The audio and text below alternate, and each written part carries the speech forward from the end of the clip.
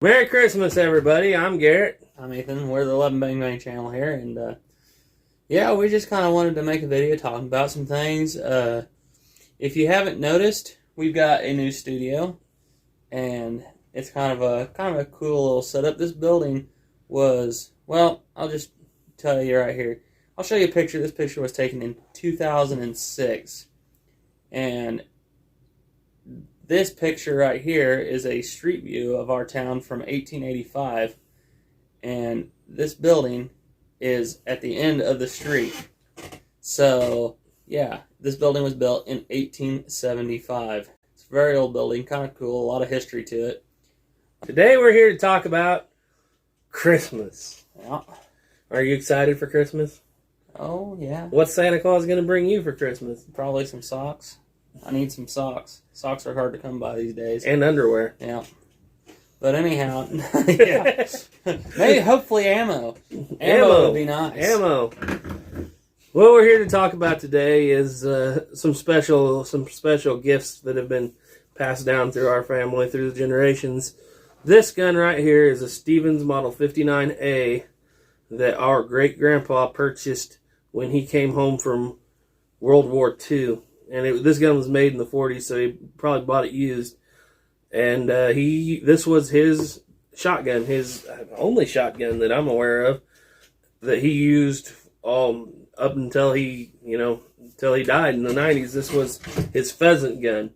But what happened is he gave it to his son, and through a series of incidences, it wound up going to my grandpa, and he passed it down. It's been passed down to us, to my brother Caleb. This gun has been in our family for 75 years. If we have anything to do with it, this gun will be around 100 years from now, and it'll be in the hands of our descendants. And just think about that when you're about to go drop $500 on the new PlayStation or Nintendo for your kid. Just remember that, think about something like this old gun. This gun right now, you could buy a gun like this at a pawn shop for probably $150, somewhere in that range.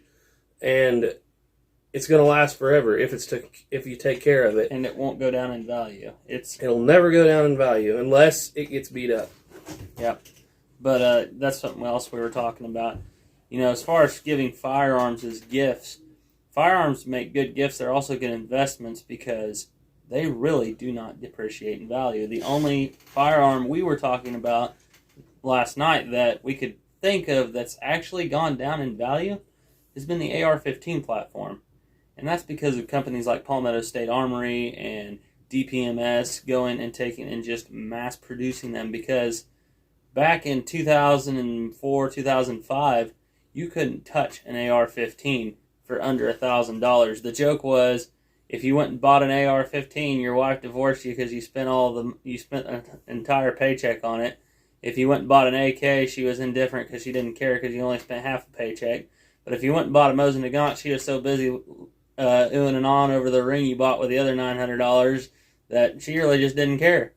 So, but yeah, things have really changed, because even those three guns I was talking about there, the AR-15, you could not touch one of those for under $1,000 here about 15, 20 years ago. Now, well, not now, but last year and the year before, in 2018, I was buying Palmetto State Armory kits for $270 a piece. And then I just throw on, I think the lowers were $40. So I stockpiled quite a few of those. And yeah, that was definitely a good investment. And the Mosin Nagant, that's another one. Could buy them back in the day when they were being imported for $50 a piece. Now you can't touch them under $350. The AK platform, that one's really gotten weird, because like I said, I used to have an M70 AB2 Yugoslavian underfolder, and I bought it from a liquidation sale in 2013, 2014. I bought it for $400, and I went and looked on the internet last night, and you can't touch one for under $800. And that's really lowballing it for $800. They're usually like $1,100, $1,200.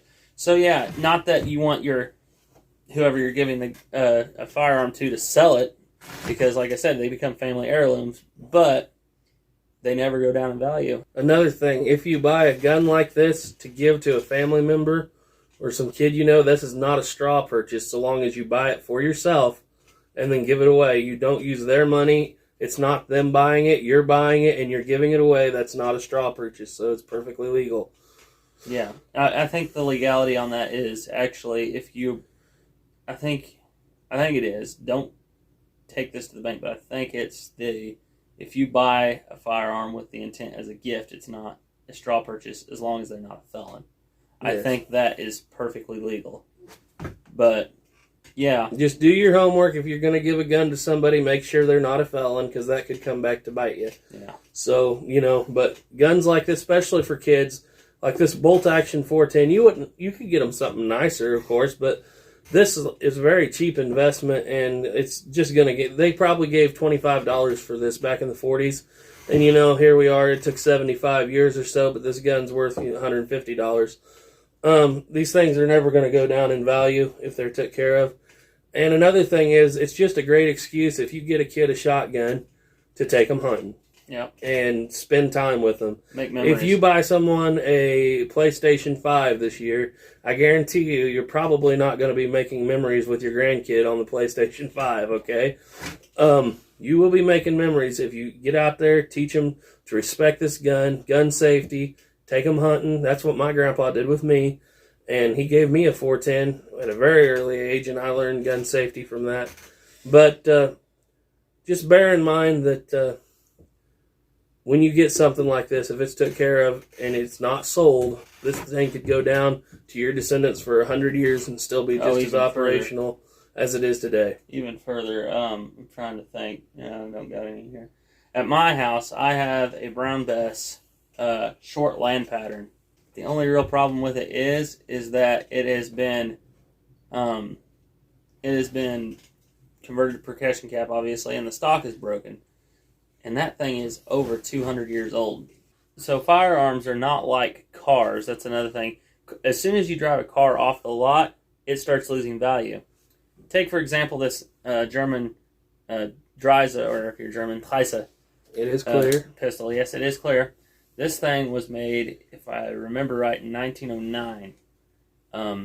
It's a World War I bringback. This gun probably back then was worth about $15 to $20. Or whatever, German currency. In American money. Yeah. Today, this is a $500 pistol or in that vicinity. Yeah. And like I was saying, they're not like cars because these things can go for hundreds of years old and they'll still function. Another good example of this. This one is 111 years old. Works just today, the same as it did the day it came out of the factory. Yep. Now another example of this, and it's not as nice as that one as far as functionality goes, but is this Smith & Wesson Model 1. Now, whenever I got this, and I got a gunsmithing video I got to put out on it, it was pretty simple to get back together. But whenever we picked this up, it was not functioning, and it wouldn't lock up. And now it locks up. You see, there's a little bit of play there, but it locks up. And whenever you cock the hammer back, it really locks up. So this thing was made in 1862.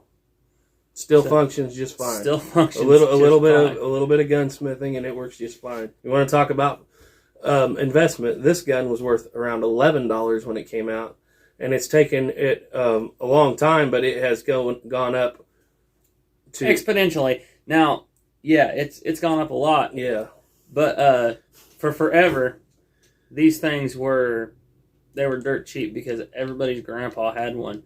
And here, as of recent times, because I remember even I think it was like 10 years ago, I'd see these for sale. And I should have got one then. You'd see them going for $100. Everybody had one.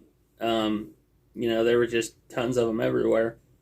But now here, as of the last, I think it's been like the last 5 or 6 years, these things have jumped up about $350, $400, and they're going to keep going up because they're not making, originals anymore of Model 1s.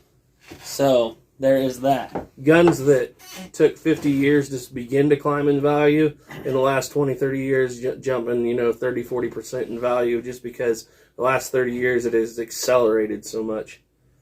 Yeah. I mean, there's so many examples of that. just on this shelf right here. Yes. But we're not going to go into that, obviously, because we'll be here. But you're not buying a gun as an investment when you buy something like this. This is your Sears and Roebuck style. You know, it'd be like your J.C. Higgins, your Ted Williams. They will increase in value slowly, but they're made to be using guns. They're not really collector's items, and that's what's so good about them. They can be passed down and used. But anyhow, like I was saying, that's pretty much this video. Just want to wish everybody out there a Merry Christmas and Happy New Year. And yeah, that's pretty much it. Buy a kid a shotgun. Yeah, buy a shotgun. Sega 12. Oh, no. Anyhow. Thanks, everybody. Merry Christmas.